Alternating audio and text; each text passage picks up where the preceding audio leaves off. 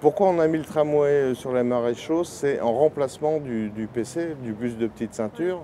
L'offre de transport dans les bus était à saturation. Les bus n'étaient pas assez grands, donc il a fallu trouver un autre système de transport.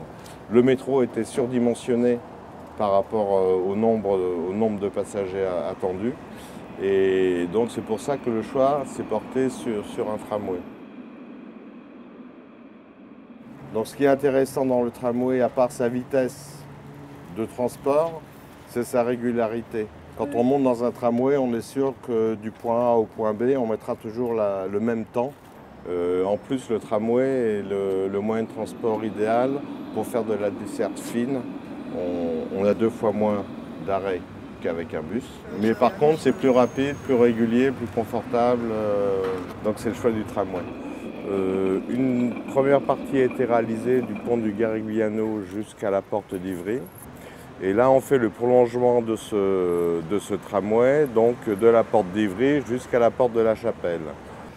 Donc les travaux du prolongement se font en même temps, sur toute la longueur du tracé. On ne peut pas commencer à un bout et finir à l'autre. Il nous faudrait encore plus de temps, beaucoup plus de temps. Donc il y a 3 entreprises qui travaillent simultanément sur le chantier du tramway. Ces 3 entreprises travaillent pour la ville, c'est-à-dire on s'occupe du traitement paysager des trottoirs, hors plateforme et station tramway. Après, la RATP vient travailler et vient faire la plateforme de tramway et les stations.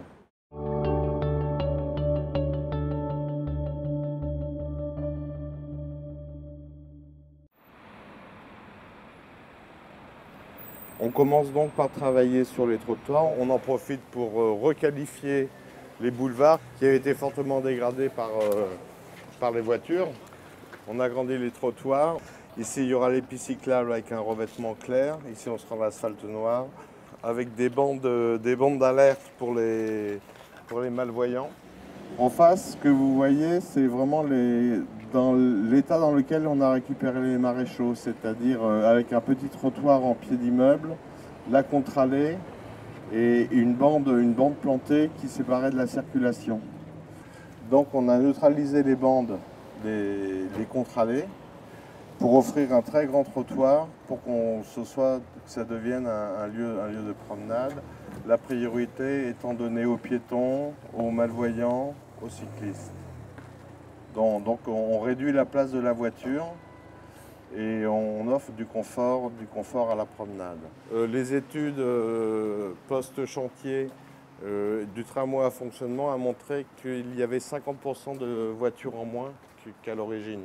Donc on a vraiment apaisé le quartier pour les riverains. Il y a beaucoup moins de nuisances, de pollution, de nuisances sonores, etc.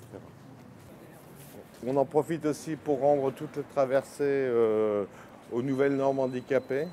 Donc dans le projet, toutes ces marches-là sont supprimées. Par contre, on a gardé le dispositif des pistes cyclables sur trottoir parce que c'était beaucoup plus sécurisé pour les promenades avec les enfants. Donc on a vraiment privilégié ce côté familial et ce côté cabotage. On préfère les pistes cyclables unilatérales de part et d'autre parce que ça permet aux gens de s'arrêter, d'aller dans les commerces, etc. On a vraiment tout fait pour conserver les arbres. Donc c'est vrai que la piste sillonne un peu, elle passe devant derrière les arbres, mais on a tout fait pour que le végétal garde sa place et soit renforcé. On a eu une démarche développement durable quand même, mais qu'on avait déjà eu sur le premier tronçon du tramway. C'est-à-dire que ces pavés que vous voyez, c'est ceux qu'on a enlevés de la chaussée.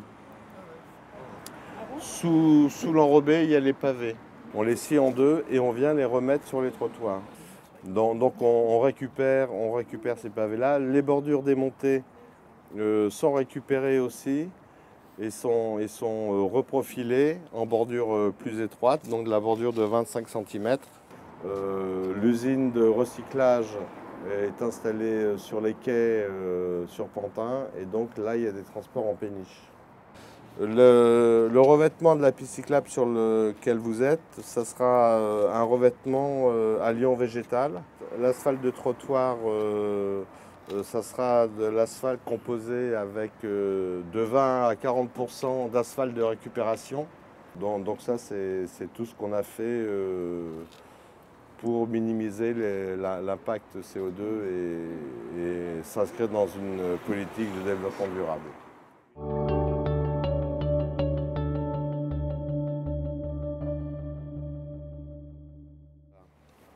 Ce que vous voyez ici à votre gauche, c'est un quai de station en construction. Donc c'est ici que seront installés tous les abris de station, et toutes les stations sont plantées dans la mesure du possible. Hein, on a vraiment tenu à mettre des arbres sur les stations. Ce sont des petits arbres à fleurs, genre des cerisiers ou des petits prunus, des arbres qui fleurissent. Donc tout le mobilier de station a été dessiné par Villemotte. C'est l'agence Grabat qui a dessiné tout ce qui est toutes les stations, enfin le sol, les arbres, etc. On voulait vraiment une ouverture, une vitrine sur les rues. On voulait la transparence la plus grande possible. Pour des raisons de sécurité, on a été obligé de vitrer l'arrière des stations, ce qui est aussi bien puisque ça protège les usagers quand même, et du bruit et des intempéries.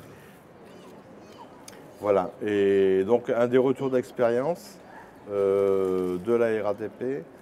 À l'époque, la RATP ne voulait absolument pas de double accès à ces stations pour des histoires de contrôle de passagers. Or, on s'aperçoit à l'usage, et on peut le voir ici, donc il y a des retours de barrières, mais vous voyez les mouvements piétons induits, par exemple. Les gens traversent, ce qui est normal, et ils viennent prendre leur tramway. Donc c'est pour ça que toutes les nouvelles stations ont des doubles accès. On a réussi à convaincre la RATP qu'on pouvait faire des doubles accès. Donc la pose des rails. Donc là, c'est des poses traditionnelles. Donc une fois qu'on a enlevé tous les réseaux, la RATP a besoin d'une épaisseur de 60 à 80 cm pour couler la plateforme béton qui va supporter les rails. Le gazon, en fait, est mis sur un substrat, un mélange de terre-pierre qui permet une meilleure oxygénation. C'est des petits granulats qui sont poreux, donc qui retiennent l'eau. Et donc ça, c'est installé sur 17 cm, on a 17 cm, et on vient dérouler nos tapis de gazon dessus. Il y a une partie des autres plateformes qui est récupérée, notamment plus haut où on bénéficie de la pente. C'est un arrosage automatique. Tout ça est lié à une station météo. Donc l'arrosage est vraiment adapté en fonction des besoins et de l'emplacement géographique du gazon. Voilà. Donc là, on voit le tram qui arrive, et justement, là, on voit un magnifique cisaillement. Le tram passe de latéral en axial.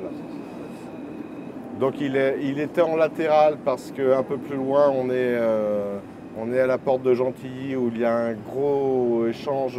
C'est là la plus grande gare de bus banlieue. Il y a l'arrivée du métro et le tramway, et tout ça arrive au même endroit, quai à quai. Le métro arrive sur le quai. Sur le quai, d'un côté, il y a le tramway, de l'autre côté, il y a le bus. Donc c'est pour ça qu'on est passé en latéral ici pour favoriser cet échange. Et on est repassé en axial là, justement pour anticiper la séquence future où on sera toujours en axial. La finalité, c'était de redonner un usage au boulevard des Maréchaux, un usage perdu. Sur ces boulevards qui ont été dégradés par la voiture. Donc là, c'est retrouver l'usage premier de promenade, de vie riveraine, d'un vrai boulevard, et voilà, de la vie locale. C'est ça qui me fait le plus plaisir. C'est de voir que le concept, l'idée de départ, les concepts de départ fonctionnent réellement. On a vraiment changé la vision et la vie sur les Maréchaux.